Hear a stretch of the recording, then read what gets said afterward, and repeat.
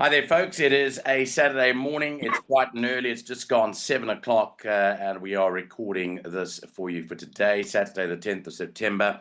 Racing today, the only local meeting is in Johannesburg at Turffontein. It's on the inside track. It's going to be a very hot day here, I understand, in the region of 28 or 29 degrees. No rainfall recorded in Johannesburg in the last 7 days, indeed in the last month, and the irrigation figure for the last 7 days is 33 millimeters. So there's been considerable watering on the track in the last week. Penetrometer 21. The going is good. And finally, the false rail 6 meters out on the back straight and on the bend with a 6-meter spur at the 500-meter marker when they turn firm on that inside track. Lyall Cooper joins me again, as was the case on Thursday. Looking forward to the afternoon because Lyall is working out there today. So we're looking forward to the best of information from you, Lyall, later on. But a very good morning to you. Yeah, morning, Nico. I'm looking forward to another suntan out there this afternoon. It's been rather warm. And like you said, I think today is going to be the warmest so far. Looking forward to it. I bet you wish that you could wear what you're wearing now. I do. Of course, later, though. It's going to be warm. I'm going to be sweating. But anyway, it's fine. It's fun. Well, I've got some good news for our folks out there. I have had correspondence with Johan Janssen van Vuren, certainly within the last hour. He's given me the lowdown on his runners today, which is going to help us considerably. And I also had a chat to trainer Mike de Kock last night, just about one or two things. So he chatted briefly to me about his runners, but we were chatting about other things in the racing circle. So let's carry on with today's card. There are 9 races carded today, and I've got to admit I do have a couple of opinions in the earlier races, but I'm actually later on not involved in racing today. Alistair Cohen's commentating. I've got an important dads and sons cricket match to go to today, so I'll be out playing cricket for the whole day. I'll tell you what, there's less cricket going to be played by me than there is a lot of consuming on the sidelines, put it that way. Are you actually playing, batting and bowling? Yeah, we're playing against the dads are playing the lads. So I would pay money to watch that, Nico. I am playing. You should actually sell tickets. I should sell tickets, but I'm playing cricket today. But I want to see your son. I want to see your son bowl a bouncer and knock you on the noggin. Absolutely. In fact, well, just quickly, one other thing. I'm very good friends with the Snell family. You'll remember Richard Snell was a very very competent cricketer and at the highest level. And I'm very good friends. So I've borrowed their kit. I'm just hoping that rubs off on me. I hope so, Nico. To use it today. Can't buy a game. Right. First race, 12 o'clock today. There's a maiden plate over 1,200 meters. And all the money is for Foster Novo, who's a son of Flower Alley. Opened up 2-1, is now at 8-10, and that is where all the money is. So let's first of all kick off with what Johan's comments were on his 2 newcomers here, 2 once in a lifetime and 5 Foster Novo. So once in a lifetime is a staying type, follow over more ground, is the half brother to a horse called One Way or Another, who only ran once, Lyall, and won very well before being exported to Hong Kong and never ran in Hong Kong. He was a much vaunted horse and had lots going for him from the Magnus stable. So this horse is a staying type, according to Johan. Foster Nova is very impressive at home, is still green and immature, but has shown winning work. So with that in mind, that means that Foster Novo, that money certainly, the people that have been backing it have heard the same. Well, thank you very much for getting that information. That's important. I did look at the name, by the way, Foster Novo. That's a community in Italy. And then I looked at Unzem, number 8, which is an earthquake tsunami in 1792. So nicely named, in fact, number 8. But thank you so much, Nico, for those. I was going to say, I think it rests very strongly with Johan Janssen van Vuren as far as the first timers are concerned. Did Mike de Kock have a comment about Red Emperor? Yeah, so let me quickly go to Mike de Kock's comment on Red Emperor. He said the one in the first has shown good enough work, but he probably thinks a place chance probably for number 6 Red Emperor. That's what he told me last night. Don't think he's expecting anything major from them. Well, let's see if we read the race the same then, Nico. For me, it would be the 5, the 1 Northern Tune, And number 9, Don't Tell Ash, could be a bit of value. Was 9-1. What is she now? 17-2. I didn't think she had the worst form in the world. I thought she could run a place here with that experience, but I thought Northern Tune for me was the biggest danger. In fact, the favourite, number 5, with those last 3 runs. 3 winners from the Twice the Storm form line. So, 5, 1, and 9, Nico, for me, really. Yeah, I'm going 5 from 1. I think that could be the exacta play here. 5 from 1. I think 1 is the danger because he's run 25 times and he certainly knows what it's all about. So yeah, it is from all indications, we're leaning towards Fostenovo to pick up the first of the day. I'll be watching once in a lifetime because he's well bred. But I'll be watching him how he runs on and see where he goes, because that half brother was very, very talented. I've got one more question for you, Nico. The riding arrangements, Gavin and Keegan DeMello. Did you ask him about the riding arrangements? No, I didn't ask him about the riding arrangements. Because I would have imagined that Keegan would have got first choice, but he obviously hasn't. Well, maybe Keegan wants to stick with this horse over time, and then maybe will guide him through in his first few races, because in time you'll be riding him. So maybe that's the thinking. I didn't actually. This is the Porto Manzano thumbs up sort of scenario where the one's bred for much further. Correct. That sort of thing. But he's been very open with me, Jan. He says to me that Fostenovo of the 2, they're expecting the news to come through from that one today. Thank you. Okay, let's move on to the second race, which is a maiden plate Fleas and mares over 1,200 meters. I don't know if I said anything in the first race regarding changes. I don't think there were any. Race 2, number 1, Gaetana, Alamites in front, Unshod behind. That's the change there. Let's look at that betting. Number 6, Maggie Smith from the Paul Peters stable is at 14-10. You've got Tried and True, number 3 at 28-10, and number 5, Madame Vicky, is at 33-10. You've got a feel for Gavin Larena, because just a few days ago, he picked up the stable jockey for Paul Peter, and we all know what happened with the news on Thursday. So when I spoke to Gavin at the racecourse on Thursday, he was particularly gutted, because he just signed up for the job, a stable rider, and he had all the rides today. So he's probably hoping to bring as many home for Paul as he can today to round up his training career. And I thought this one was probably the right one. It could be, Nick. I was a little bit worried about the Paul Peter form on Tuesday. What is today? Today's Saturday. On Thursday. Yes. We fancied 1 or 2 of them. They didn't run up to their normal standards. So I'm a bit worried. I'm going to lean towards number 3, Tried and True, for Bully Raters. Don't mind those last 2 efforts. From number 6, Maggie Smith, who made a really pleasing debut at Scottsville. And then number 5, Madame Vicky, who wasn't far behind Tried and True, and is obviously less exposed. So 3, 6, and 5 for me in the value bet is going to be the 9, Sky Velocity. Did you have a chat about this one, by the way? So the comment on Sky Velocity is feeling good. Sky Velocity feeling good. Tough race, though. He reckons it's a tough race. So we'll be on the break. That horse Kalahari Blue ran a blinder on Thursday, I thought. It did. Ran a cracking race. So maybe there's a bit of improvement to come from Sky Velocity. Just very quickly. I thought that place value bet. Yeah, could be at 8-1, because he says is really feeling good at the moment, Sky Velocity. Good. I just want to go back to Maggie Smith. Now, I did my numbers. I like working out your rating. Possible ratings.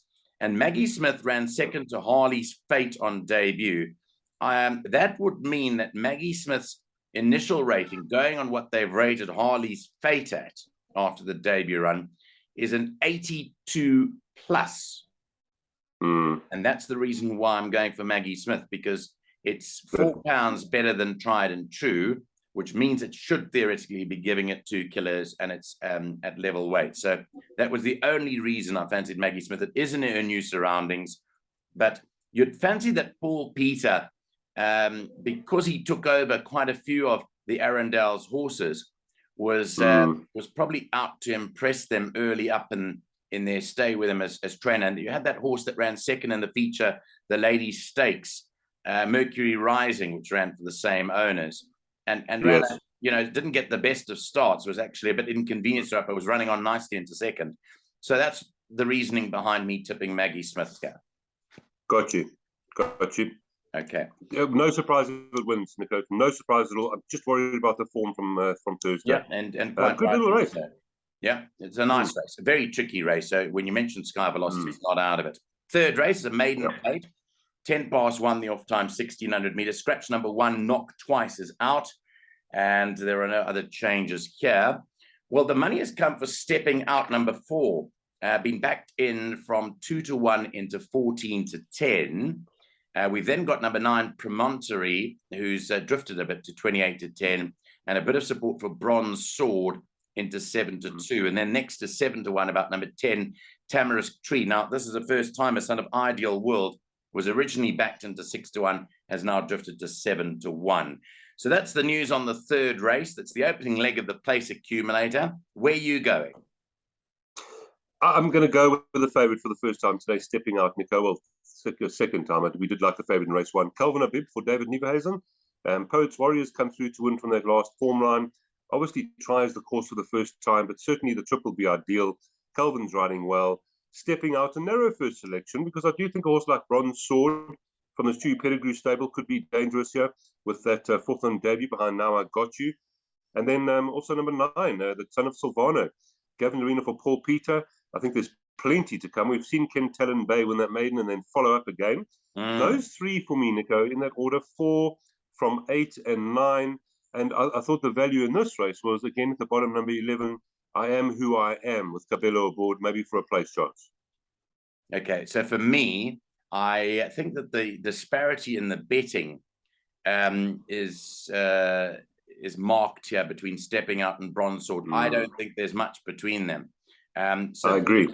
Therefore, I'm sticking with Bronze Sword to make the necessary improvement from his debut run, which was up the straight. For any horse to run up the straight first time and run that close to a horse rated 105, for me, was good enough. So I'm with Bronze Sword here to pick up gold, ahead of Stepping Out, who I think will be in the silver position. But I made it very much between those two, and that's my take on that race. I really like Bronze Sword first run, and I'm going for that. So gold, bronze, and silver. Nico, this will be the first time ever that I'm going to agree with you. I'm going to change my selection because I agree with you.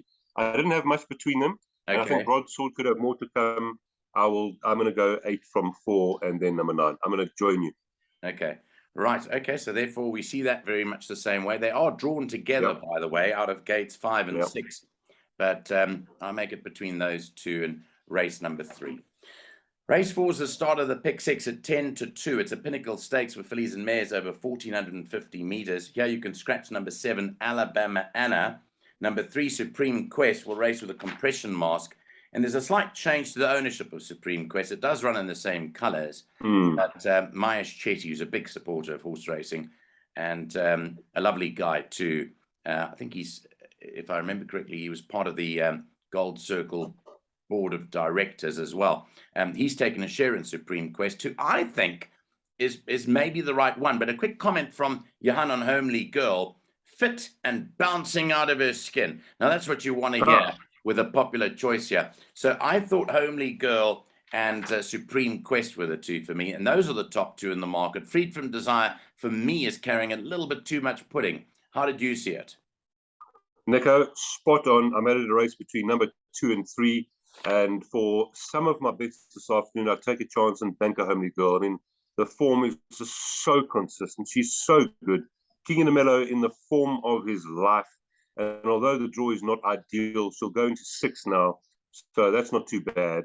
And it's 14.50. So quite strong on number 2, but I would put number 3 in the pick 6 as well. Yeah, so interestingly, Homely Girl's had 3 rests. And the times that she's come back, if you look at that in computer form, the first run back 2 seconds and a third. But the comment is very strong from Johan. Fit and bouncing out of his skin. That's nice. It's nice to hear.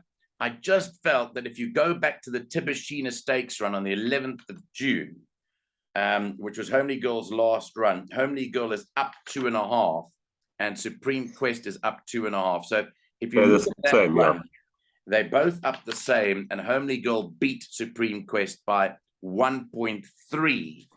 But the Correct. draws that day were interesting because Homely Girl was drawn 2, Supreme Quest was drawn 7. Now they're drawn a little bit closer together. I don't think there's much between them. So for me, wherever you put 2 and you have to put 3 and vice versa, yeah, both have big chances. Agreed. 100%. Okay, let's go on to race 5 now, which is a Pinnacle Stakes for the Colts. Although fillies can enter this one, I don't think any fillies did. 1,450 meters. And I'll give you the changes here before I tell you what I've heard. Race 5, scratches number 5, Captain Lannister. Number 1, William Robertson has a compression mask. Blinkers on 3, Bingwa. And a compression mask on 7, Bard of Avon. Well, I don't know if you picked up the news yesterday that filtered through from the Jockey Club in their press release about Andrew Fortune. Yes. So I couldn't resist. I started messaging Andrew Fortune. Eventually, he picked up the phone and phoned me. And it was great to hear Andrew Fortune. Look, he's a very colorful character. He comes with his vices. He comes with his background. He comes with his history.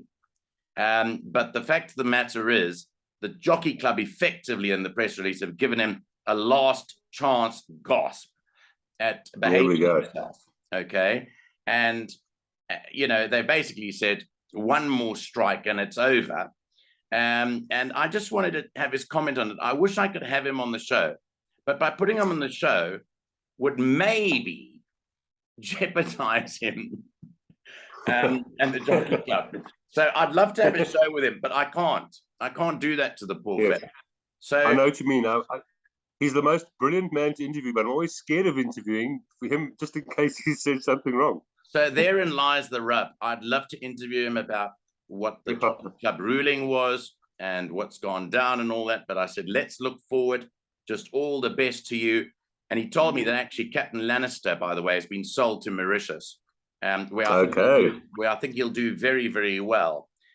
He will. Actually, Andrew himself owned, I think he said at least 70% or maybe 75% of Captain Lannister.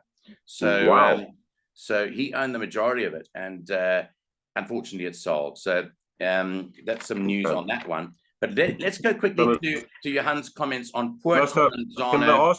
Can I ask Andrew for a loan if he's out there today, Turffontein, after his sale? He's not going to be there today, but he's going to be there on Thursday. He'll be there on Thursday. Okay. Good. So he's not going today. He'll be watching and screaming. Yes, Nico, I am very interested to see what Johan says about Puerto Manzano and Bingwa. Very, very interested. I'm listening. I sent him a message this morning saying, can you please send me a quick comment about your horses? I like Bingwa. That's what I said. Bingwa's got blinkers on today. I said, I like Bingwa. So his comment was Puerto and Bingwa, both in tremendous shape. I do think this is more Bingwa's distance, though. So it's definitely on the sharp side for Puerto Manzano. But then again, you referred to that earlier, where Puerto Manzano came and dead heated with thumbs up. And that was over 1,200 meters. Correct. So Puerto Manzano, you know, class animals can win over any trip.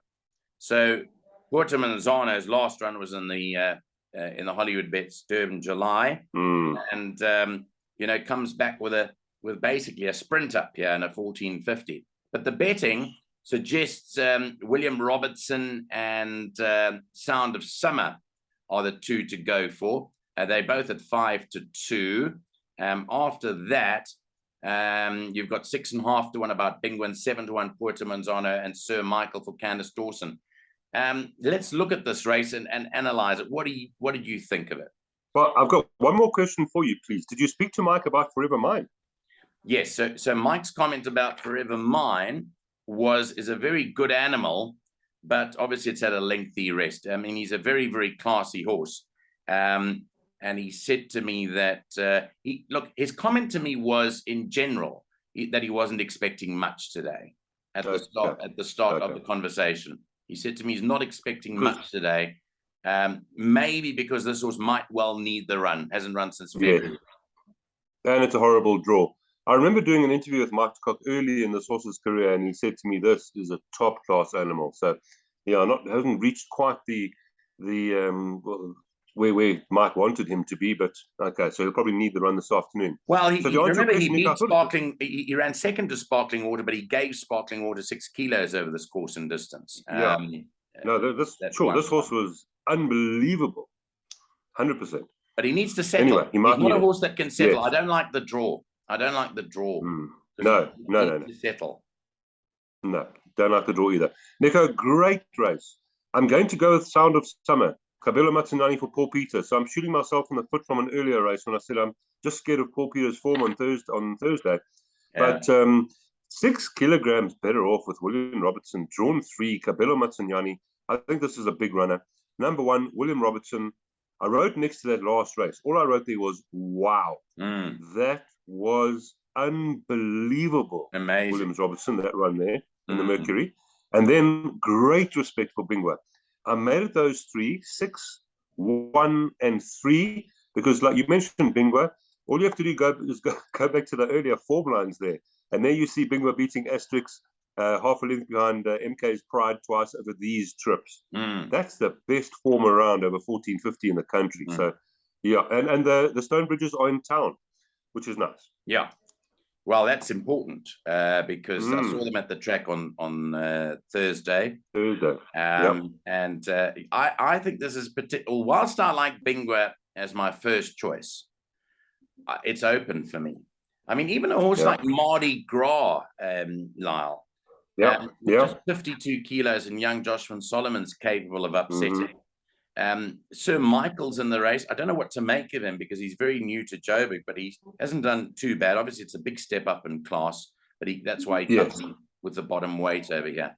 I didn't particularly like this race, and for that reason, I might play it wide. William Robinson's got a lot of pudding, but he stepped up to the plate too, and he's done extremely well. So I'm thinking to go a little bit wider than we did in earlier races here.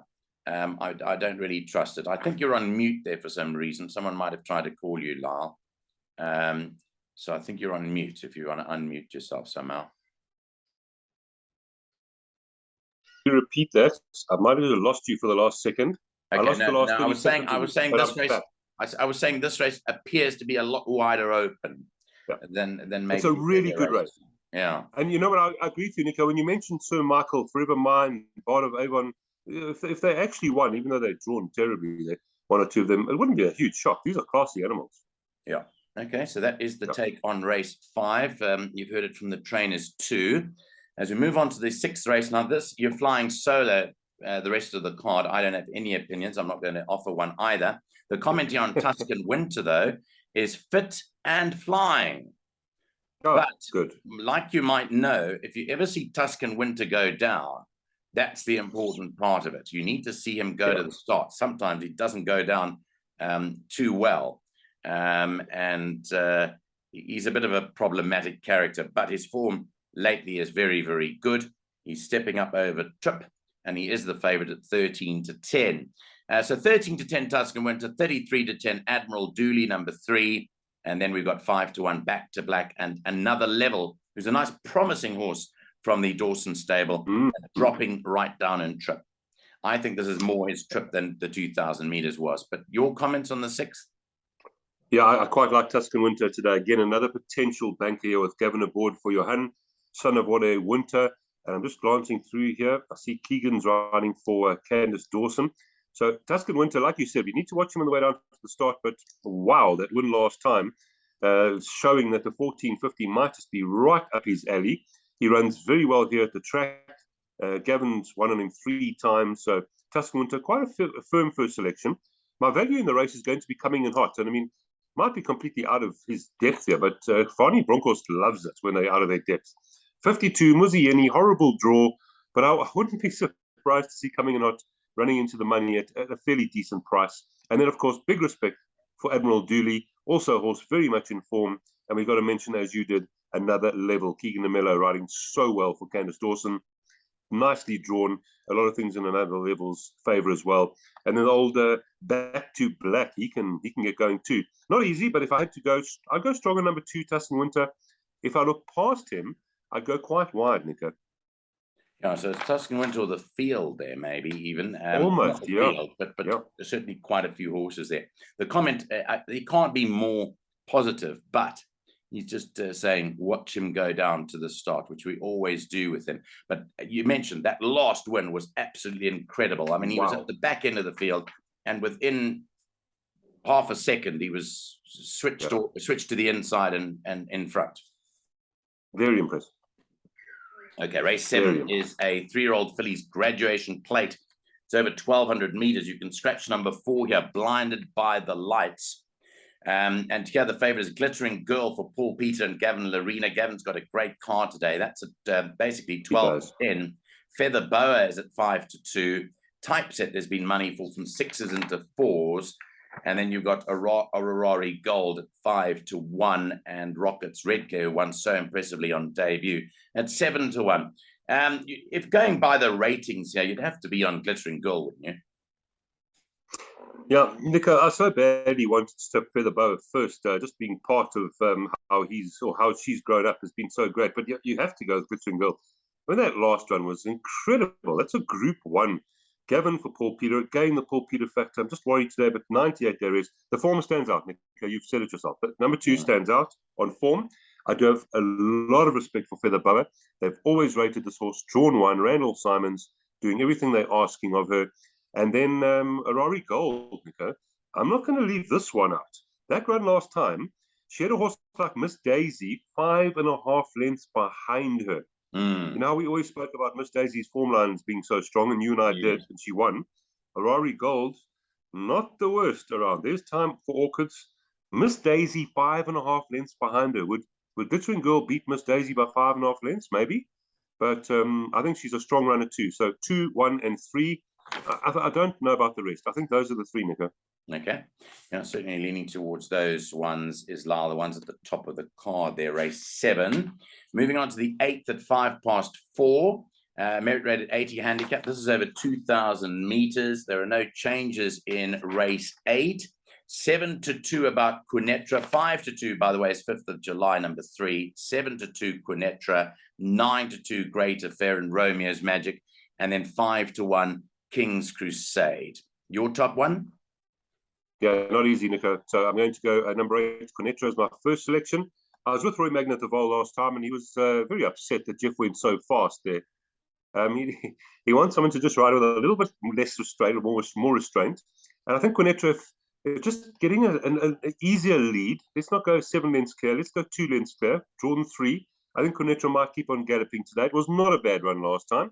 Romeo's Magic, obviously a player, and a horse that I do quite like as well is 5th of July, even though it's very much in the betting, 5-2. But Diogo Digabay for David Niebeisen, the form speaks for itself, knocking hard on the door for that 4th win. Hasn't won now for 373 days, but wow, deserves a win and has won off a rest before. So for me, 8, 3, 9, and then if I'm looking for a bit of an upset, I'd go with number 6, Secret is Ours at 10-1, but 8 will be my narrow first selection. Tricky race, Nico. Not tricky race. You're going with the front-running Qunetra. Jeff says to getting another opportunity aboard that. 5th of July you like as well. So last top numbers are 8, 3. And then what did you make after 8 and 3? Oh, geez, it's hard, Nico. 9, 6, 1, 2. I could do. Yeah. I'll go as wide as possible here. I don't like this race, Nico. Yeah. Okay. So that is possibly Lyall's field race number 8. Yeah. We move on to the 9th, which is a merit-rated 72 handicap over the 1,500-meter trip. I'm just going to have one final look at the changes to see if there are any new ones in race 9. There are none. So let's kick on at 4-1. All of Call Me Master, Don't Touch Me, and Twice as Wild. 9-2 Irrevocable Dream. 5-1 Burmese Tiara. 7-1 Iceman Cometh. Another one that's open, but you've done your homework, and what did you come out with? Yeah, I've ended up with Twice as Wild, Nico. I think it was you who said it on Thursday. Grand Maroon is in such good form at the moment. His horses are looking amazing. Yeah, and Caden Brewer takes the ride. I think this could be Twice as Wild's day. Maybe wait for it to get a bit higher in the betting, I would hope, but you never know, it might go down. So Twice as Wild to me. Irrevocable Dream. interestingly enough, ridden by Pierce Stradum for Farley Bronkhorst. And Farley was very upset on Thursday that he didn't win more races, by the way. Farley was disappointed. Yeah. He expected a really good day. So Irrevocable Dream has to come into play with Mr. Striker Stradum aboard. Number 3, Burmese Tiara. That's at 5. Geez, there's no value here at all. Kelvin Abib for Paul Peter. The Paul Peter factor there, but is drawn 1. And then horse like number 2, Don't Touch Me. Gavin Verena. I thought this could run a much better ratio with a draw of 2. But Nico, you know, that's why I went lighter in the earlier races, because race 8 and 9, wow, I don't know. Twice as Wild, I'm going to go each way and Twice as Wild, but after her, I don't know. Okay, so each way for 8 Twice as Wild for Lyall. It would be nice for Burmese Tiara, obviously, to win, being Paul Peters, one of Paul Peters' last runners. Here, he's got Don't Touch Me and Major Winter as well. Iceman Cometh also interests me because we tipped him at a big price when he was heavily back 2 runs ago, and he applied that day, but he is not drawn well out at 9. I'll stick with you with Twice as Wild. You've done the homework. I'd rather stick with you and play it safe there in the last of the day. So those last couple of races, as you heard from Lyall, are not nice races, and you're advised to go wide. I think the man to follow for me today has to be Johan Janssen van Vuren, hence my call to him. That's the stable that I'm looking to provide some of the earlier part of the card, and maybe for me, I can concentrate on the cricket with not one phone, listening to the commentary, and the rest of the afternoon after Johan's finished, maybe taking a couple of beers.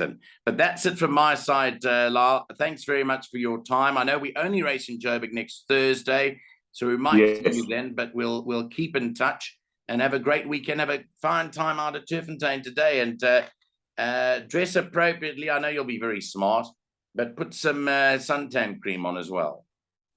And please, Nico, do me a favor and dress appropriately at all. Put that little ball box in, because I'm quite scared about what's going to happen to you. That I've got over there. And they said dressed in white, so therefore I'm going in a sheet. Okay. Take it easy, Lyall. Thank you, Nico. Lovely chatting. Thank you. Have a good day. Thanks, Nico. Bye.